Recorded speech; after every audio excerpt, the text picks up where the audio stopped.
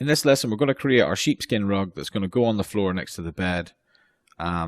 It's quite simple, really. Hair and fur can take a little time to render, and it can be quite awkward, but you can get some pretty decent results quite quickly with this, without pulling your hair out.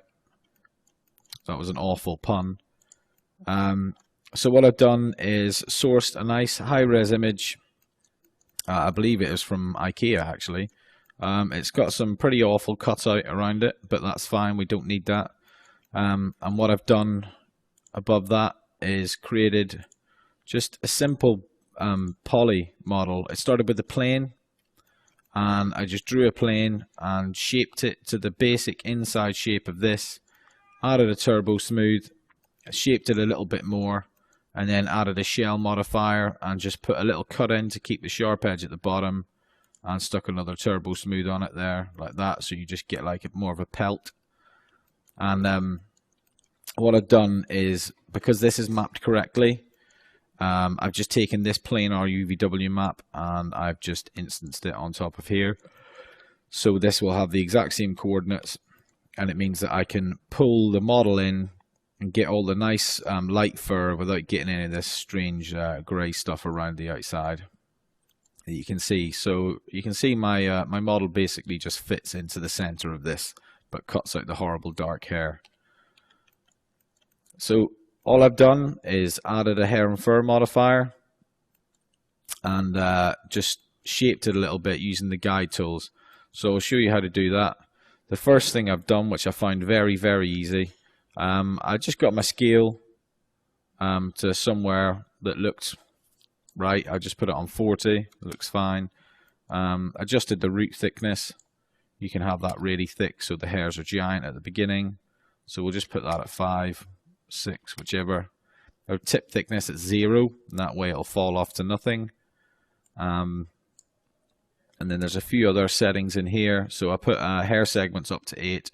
Hair passes at 2, we can have that at 1.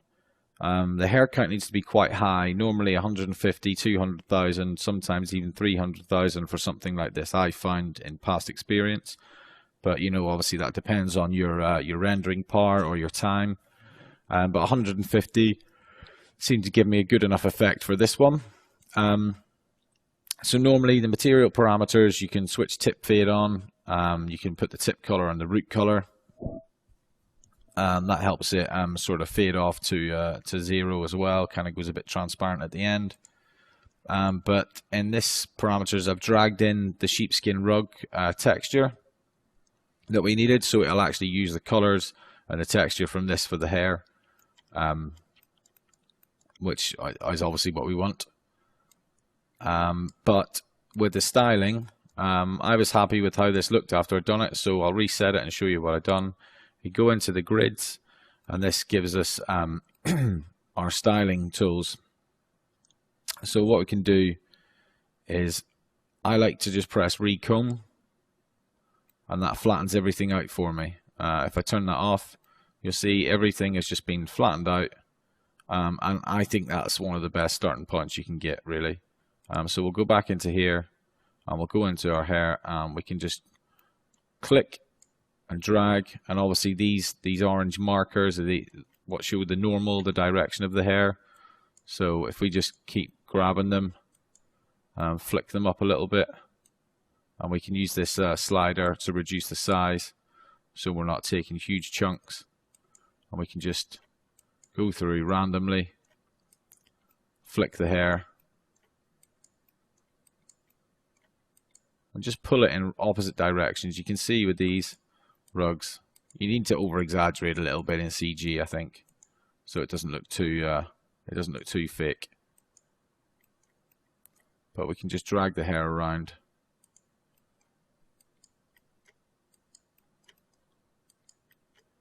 and we'll turn off the guide tools soon, just to see what we're getting at. Sometimes you might need to lift it up a little bit, sort of go more side on, and just pull them up so they're not going through the floor. Just gives it a little bit of height.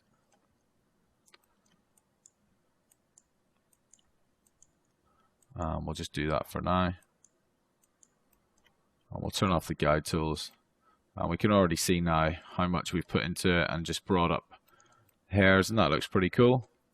So we'll press on isolate because I have a little scene set up.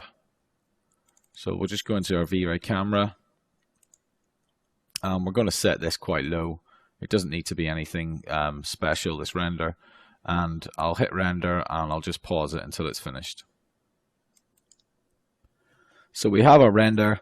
You know, it's not the best result, but it's certainly not the worst result I've ever seen for 5 minutes. We can see that the hair probably looks a little bit too long. It looks like it needs brushed up again, spiking up like I said before. It's a little bit flat in places. So, you know, we can just go through. We can just scale that down. Bring everything down a little bit. Random scale. And then it's a case of just going back in with the brush tool and brushing all these and pushing them back up. And just, you know, you're going to have to do a few test renders with anything like this, which takes a little bit of time. But it's just, you know, just persevere, and you can just slowly adjust it a little bit each time, and then just re-render, see what it looks like. We'll push that up and we'll just do another quick re-render just to see what kind of result we'll get, and then we'll have a quick look. So we'll go into the camera and we'll hit render again and see what we get this time. As you can see, we're starting to get a better result. Just a little bit more hair flicking up, making it a bit shorter, makes it look a little bit nicer. Yeah, I'm pleased with this. Just more tweaking. Just spend more time just going through and just adjusting and adjusting until you get something that you feel is acceptable or good enough. And yeah, you know, you can get pretty quick results. The render times, as you can see, it's not the fastest thing to do. You know, 15 minutes to render a 750 frame is quite slow, but you know, it looks nice, and it'll definitely add something to your scene, if not to your RAM usage at least.